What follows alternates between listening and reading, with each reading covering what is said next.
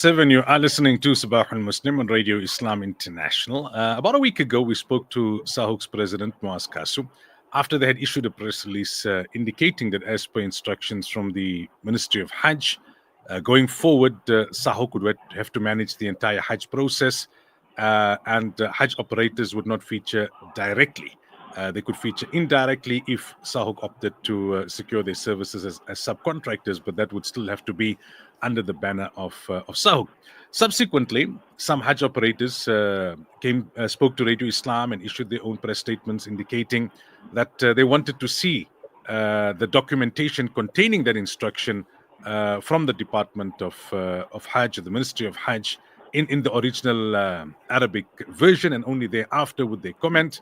Also, in recent days, we've seen via social media groups the circulation of a lawyer's letter from the Sunni Jamiatul Ulama, which was addressed to SAHUC.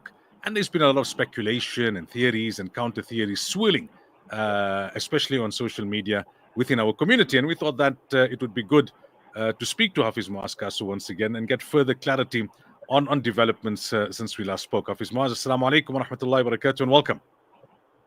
Wa alaikum assalam wa rahmatullahi wa barakatuh, Maulana sir, the listeners of Radio Islam.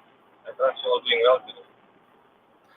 All doing well, alhamdulillah. So since we last spoke, has there been any change? Has there been any different guidelines or instructions issued by the Ministry of Hajj that perhaps changes the dynamics in as far as what we discussed last time, or does the status quo remain that as things stand for the coming Hajj, SAHUC will have to manage everything and there would be no direct role for the Hajj operators unless they work as subcontractors under the auspices of SAHUC? At this point in time, we are still awaiting for the official quota from the Ministry of Hajj and Umrah. We haven't received any feedback. The only feedback we've received is that no countries have got their quota. The ministry are busy evaluating because there is a possibility of a reduction in the quota due to construction that may take place in Mina. So all missions are currently waiting for their quota, and we haven't received any further communication from the Ministry of Hajj and Umrah with regard to the two documents that we have and the two letters that we have received from the Ministry of Hajj and Umrah. So those two documents that you did receive basically maintain the status quo that SAHUC will have to handle everything. At this point in time, correct, Maulana? If there is any further development from the Ministry of Hajj and Umrah, we will inform the public as well as travel operators accordingly. Now, subsequent to us talking, right, I think about a week ago, some Hajj operators have come out saying, okay, we need to digest this and we will consult internally. Others have said, look, yes, SAHUC has briefed us. They've read out some correspondence, but this is a very important issue. It's a massive change in the way Hajj will work in South Africa. We would like to see the original document in Arabic. Speculation on social media suggests that SAHUC has not been willing to hand over that original document in Arabic to the Hajj operators. Is that true? And if so, why? Mulana, with regards to the original document between two entities, one being the Ministry of Hajj and Umrah, the second being the South African Hajj and Umrah Council, we signed non-disclosure agreements and confidentiality agreements. We had informed the operators when we met with them online.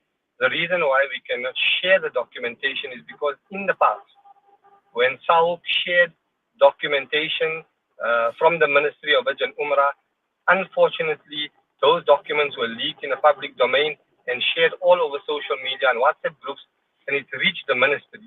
The Ministry of Hajj and Umrah then contacted us to say, why are you sharing these confidential documents on social media platforms? We explained to them it's not SAHUC who shared it. It came out via a third-party entity.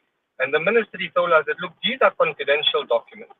If we wanted to share it for the public consumption, we would have uploaded these documents on our website or on our social media platforms for everyone to see.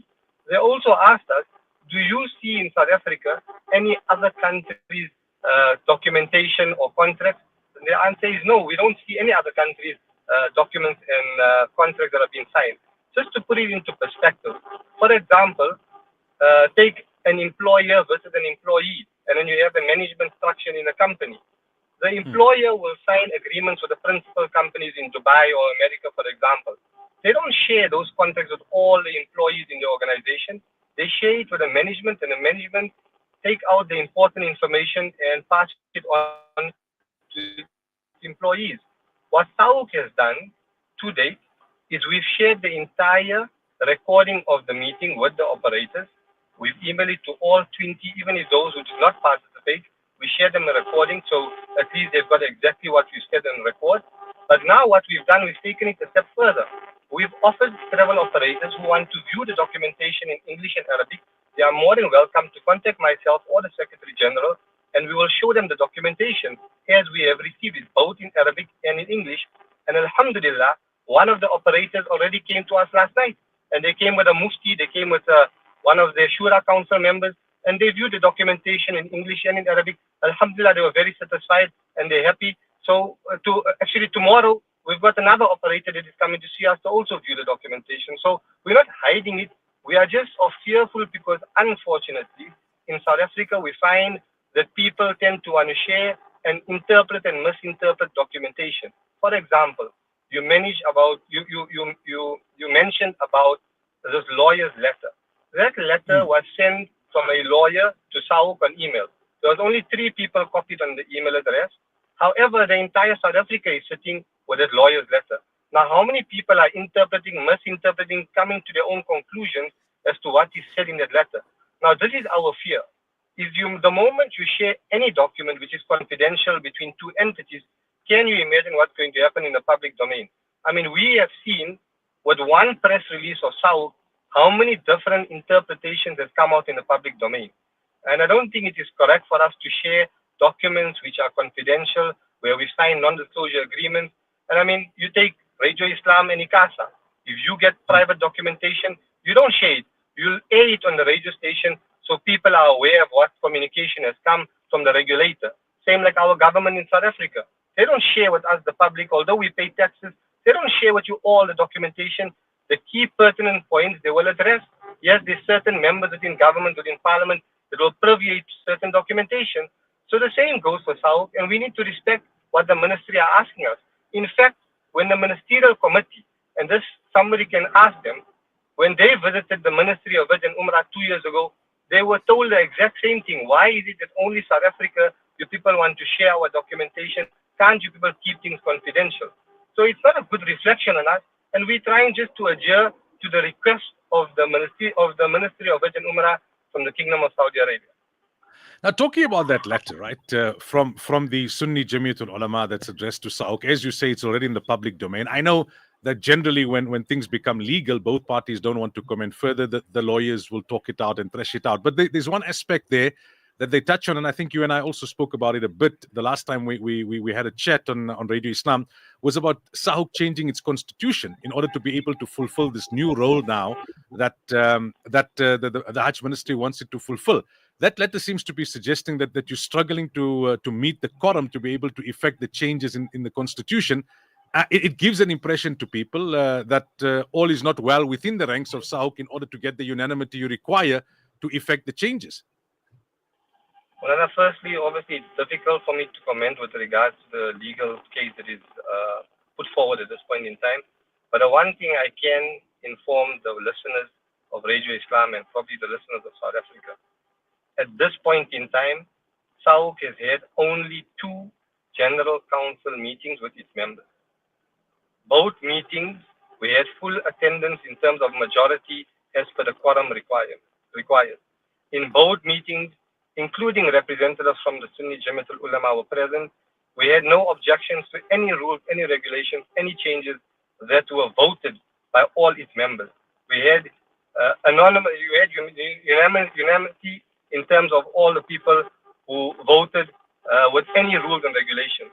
With regards to the constitution, I can tell you live on Radio Islam today, to date, today is the 25th of July, we have not yet disseminated the constitution to any of our General Council members as a proposed amendment to the constitution. So that has not even taken place. Sahuk has not even called for a special general meeting, which is the SGM. To date, we have not even called for that meeting. So I can confirm and verify that no proposed amendments to the constitution has yet been shared with our members within Sahuk to view for comment or for recommendation or for voting. We didn't even ask for a forum for a SGM to start off with things. We've only had two general council meetings. Both of them, alhamdulillah, we had majority attendance as per our quorum. And in both those meetings, the Sunni Jamaat al-Ulama members were present and they had no objections. Alhamdulillah, we've got the recording. We've got the minutes of those meetings.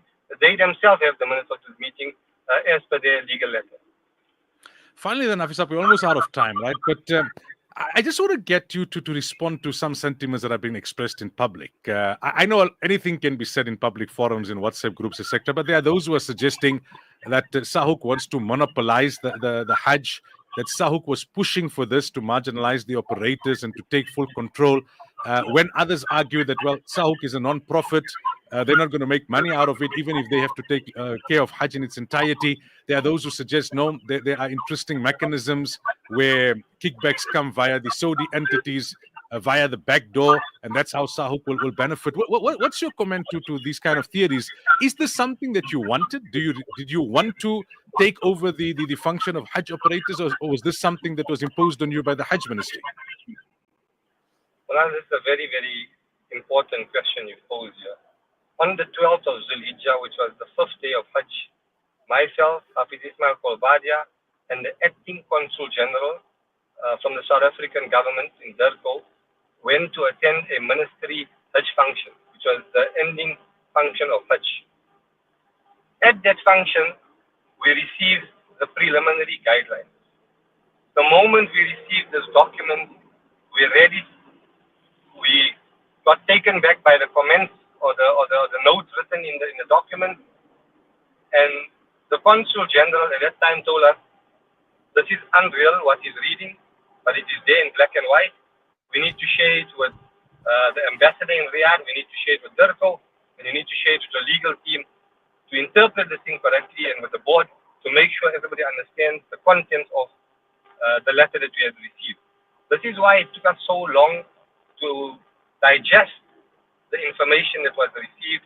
We had to have several meetings, several discussions to interpret and to understand. We went back to the ministry to say, is this real? I mean, we've seen over the years how you've changed a quota from an operator perspective, but we don't expect this to come overnight as a shock to South. And after several discussions, the ministry then issued out with a second letter where they spelled it out very simple that these are the rules and regulations pertaining to Hajj going forward. With regards to kickbacks, I cannot comment because Sahuk today did not receive any kickbacks. We have signed contracts only with the service provider, being the Muassasa in the Kingdom of Saudi Arabia. There is no kickback from that perspective because we share those pricing for the 5 days of Hajj over the years with the pilgrims as per the Riyal. We've got the necessary contracts which we can share with any individual who wants to view it to see the past few years if we've inflated any Riyal pricing. With regards to hotels and transportation, we've never ever signed contracts.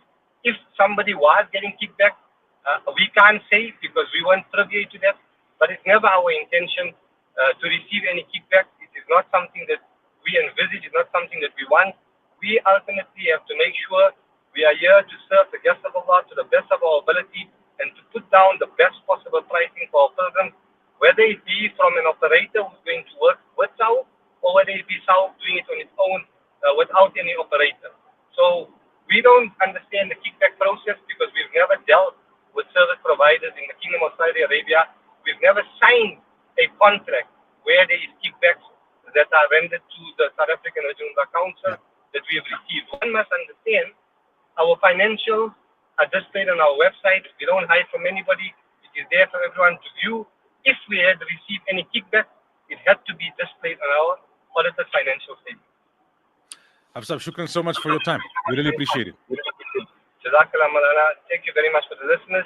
And inshallah, we will avail ourselves whenever the requirement is needed to inform the public with regards to latest developments. Jazakallah wa assalamu alaikum wa rahmatullahi wa barakatuh. Wa alaikum assalam wa rahmatullahi wa barakatuh. That was the president of Sahuk, Muaz Casoo.